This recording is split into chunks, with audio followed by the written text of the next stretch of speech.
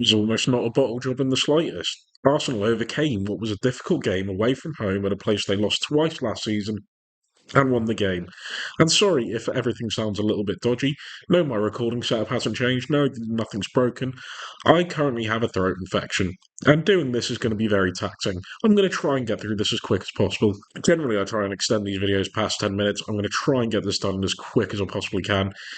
My throat hurts as much as it sounds like it does, but Aston Villa losing to Arsenal 2-0 at Villa Park, but you can't fault Aston Villa's effort in the game.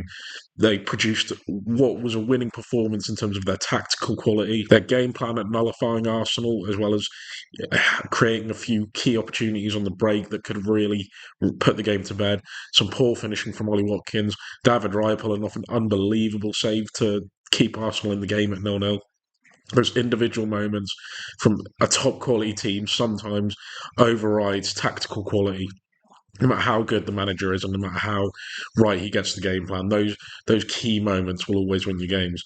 But we're going to go over what Villa did right in the first half and what they did right in their attacking shape. So when Villa would build up originally, it would be in a 2-4-4 with Tielemans and Onana sitting narrow away from the fullbacks, but in the middle of them. Arsenal would press man to man, going aggressive, trying to win the ball back as high up the field as possible. The only issue is Villa have a very good set of technical quality in their defensive areas and in their deeper midfield areas that can hold on to the ball and beat a press and get the ball up the field as quick as possible, combined with the fact that Unai Emery is a good coach in terms of manipulating an opponent's pressing shape to exploit its weakness and find players in space that can hurt the opposition. And they're also not afraid to go long, which they did a number of times, going straight direct from Martinez or whoever to go straight into the attacking areas. But as you can see, man to man, it would be Saka coming across to Pau Torres to close him down with Havertz on Konza, Martinelli on Cash, Odegaard and Rice on the two sitting midfielders. Ben White would push up from his right back position to close down Digne, as Digne usually attacks and is aggressive right from the off when Villa try and build up. He was a little bit more reserved in this game. He wasn't jumping straight into that attacking phase immediately, which I think was intentional from Villa when they would build up to sucker Ben White in, which then created space on the right as John McGinn would typically come into the left-hand side, bringing Thomas Partey with him. Rodgers would drop into the space in between defence and midfield where Gabriel would break lines and look to engage as Timber and Saliba were pinned back by Watkins and Bailey. And the positioning of Tielemans and Onana was very deliberate as well, that they'd sit a lot deeper, dragging Rice and Odegaard up the field, use their impressive press resistance to beat them, get it up the field, whether that's around the outside or through the middle, up to McGinn and Rodgers, who had a lot more space in the middle of the park because of the separation between Partey, Gabriel, and Odegaard and Rice. And in McGinn and Rodgers, you have two players who are great operators between the lines in terms of their back to goal play, their press resistance, and getting the ball forward. McGinn, with the way he can hold off an opponent, keeping his back to him, and using his technical passing to find openings and play balls through. Or Morgan Rodgers, who was a powerful, powerful runner off the ball, or with the ball at his feet, rather, and was easily able to overcome Gabriel. He won every individual battles in driving the ball forward and away from him. You'd also see Partey maybe coming over to try and deal with him as a result. Rodgers could just easily bully him. Declan Rice got pulled off of Onana to deal with him as well. That also left Onana free to get a shot away that deflected, hit off the bar, which then resulted in Ollie Watkins forcing an unbelievable save out of David Raya. And that's what happens when you have someone with the aggressive running power and the balance of Morgan Rodgers who can attack teams through the centre of the pitch. Is once he loses his marker, it causes other people to come, leave their markers to deal with him. And it gives license to Onana to get forward. It gives license to McGinn to come into a bit more space. And Rodgers did brilliantly with all of that, creating a number of opportunities for himself and his teammates, and he was Villa's danger man all game, I thought.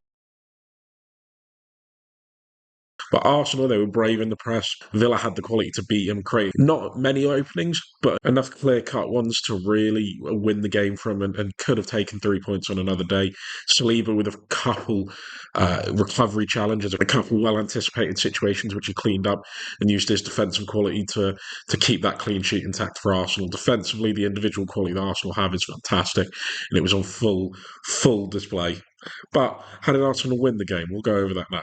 Villa's game plan was excellent from a defensive point of view. They really nullified Arsenal in terms of their build up, in terms of their attacking play, and almost produced the perfect game from an off the ball perspective. So Arsenal would be allowed to move up the pitch a lot easier because Villa weren't pressing them from the off. They build up initially in their 3-2-4-1 with Timber inverting alongside Thomas Partey, pushing Declan Rice up into the left half space with Odegaard on the right. And Villa would defend in a sort of 4-4-2, 4-2-4, with Ollie Watkins and Rodgers dropping onto Timber and Partey as the back three would recycle the ball amongst each other. They weren't interested on these three players having the ball. This was safe for Villa. They didn't care. And as I said, Watkins and Rodgers would prevent it from going into Partey and Timber, who really couldn't get on the ball and create from these build-up phases. Tielemans would man-mark Odegaard, Onana would man-mark Rice sort of horizontally, not vertically. If they tried to spread out wide in these lower, deeper areas, they'd follow him out wide. And even if they did that to try and create space for Kai Havertz, Pau Torres would engage with him. He'd break the defensive line to follow him up here to prevent him from getting an easy pass into his feet where he could turn. So they were keeping man to man on these players while keeping that man extra in Ezri Konza to prevent anything from being exposed if someone did lose the individual battle. And McGinn and Bailey played a very important role with their contribution. So if the wide centre backs got it in Gabriel and Ben White, they would go to press them half-heartedly, not in a negative sense, in a lazy sense, but do so to get close to them while using their cover shadow to block the passing lanes into Declan Rice and Gabriel Martinelli to force him to making a more difficult pass. One that if they could make that pass into it, then Catch could win his individual battle with Martinelli, Onana against Rice, and likewise with Tielemans and Digne on the other side, McGinn would play the exact same role. Arsenal did try and break this shape by spreading a little bit wider, with Gabriel moving out to left back and Yuri and Timber dropping in to make it a 4-1. But again, Villa weren't concerned about that back four having the ball. These players were deemed as almost like a safe zone. They weren't going to go and press them. Their focus was not getting exploited in the middle of the pitch. And with just Partey in the middle, it meant that Rodgers could drop in on him and prevent him from getting any real look at the ball. And it just protected that middle zone for Aston Villa even more. And even doing this tried to create openings for Martin Odegaard to come deeper and get on the ball.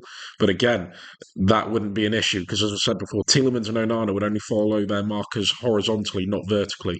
So if he came this deep, Tielemans wouldn't follow. He'd drop off. He'd still defend that space in front of the back line. And if Odegaard received the ball here, again, not an issue. That's not a place that's going to hurt Villa. So he was allowed to get on the ball. We'd play usually just an easier pass back to the centre backs where they could recycle possession amongst themselves. And it was very safe possession for Arsenal in that first half. They couldn't progress the ball. The only times they did sort of find openings were into the wide areas with lob passes, usually to Martinelli. Saka did get an opening where he forced a good save from Martinez, but that only happened the once. Martinelli got the ball a lot on the left-hand side where Bailey was able to drop in quick. Villa were able to drop in quick into their 4-4-2 shape, and they would sit on the edge of the box, prevent space from being opened up. Rice wasn't giving them a lot of movement to work with in this area, and attacks quickly came to nothing. They would drop back in well Villa, and they would restrict space for Arsenal to play through. Fantastic performance all round. Where it did change for Arsenal, though, in that second half, was they started attacking down the right more. And in doing so, they managed to get a wide overload going on that right hand side that really caused Villa some issues. It would be Saka holding the width on this side, with Ben White making the overlapping run to support him, and which would draw John McGinn into this area here. It ended up being Jacob Ramsey for the first goal. Turned Villa into a five back. Tielemans would have to cover across into this area to prevent that channel from being opened up. But as a result, it meant that Odegaard could get on the ball a little bit deeper. White's position was almost as if a decoy to try and drag a player out of position. And in doing so, he dragged Digne in, allowed Saka to run off Jacob Ramsey into this area where he could get to the byline, pull the cross back for Leandro Trossard, who scored to make it 1-0 to Arsenal. And it was a fantastic little tactical ploy from Arteta that really used Villa's pressing structure against him, getting Odegaard the time and space on the ball he needed to find the runs in behind. Tielemans couldn't go and engage because he was worried about leaving that space on the edge of the box three, where Havertz could come in with a quick sudden movement off of Torres and again find space to exploit. Leandro Trossard coming on the left-hand side for Martinelli provided another bit of impetus where he was attacking that left-hand side better, bringing others into play by not dwelling on the ball as much as Martinelli would. His movement to come in at the back post as well to score the goal was crucial and shows why he's such an important player to this team, Leandro Trossard, a real underrated gem of a Premier League player. But tough game for Arsenal, tough game for Arteta, but he showed his quality as a manager and the quality of his team to come through it. You have to give him credit. It's a game they lost last season, and this was far from a bottle job, which usually gets lauded at Arsenal. They found a way to win while not playing at the best. Did they ride their luck at points? Yes, but isn't that the cliche of a top team?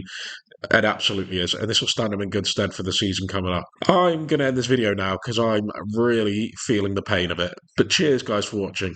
See you tomorrow in a bit.